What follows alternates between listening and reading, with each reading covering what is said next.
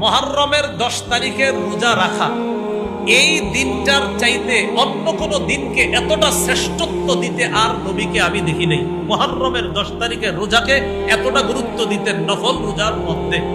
10ই মুহররম আমাদের কি করণীয় আমার সাথে একটু বলতে হবে। বলেন, মৌলিক ভাবে 10ই মুহররম মুসলমানদের জন্য দুটি করণীয়। তাহলে বলেন তো, মুহররমের 10 তারিখ মানে আগামীকাল মৌলিক ভাবে আমাদের কয়টি করণীয়? বলেন, 1 নম্বর, সারাদিন রোজা রেখে কাটিয়ে দেওয়া।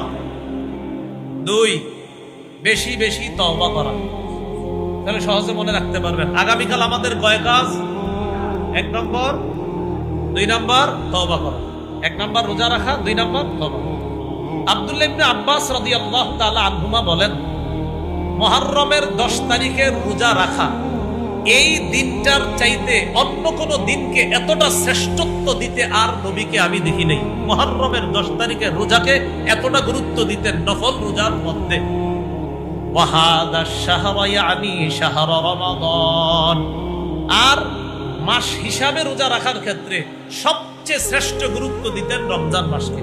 তাহলে মাস হিসাবে শ্রেষ্ঠ গুরুত্ব দিতেন রমজান মাসকে, আর বাকি 11 মাসের মধ্যে সবচেয়ে দিন হিসাবে মুহররমের 10 তারিখের রোজাটাকে সবচাইতে বেশি শ্রেষ্ঠত্ব দিতেন রাসূলুল্লাহ সাল্লাল্লাহু আলাইহি ওয়াসাল্লাম।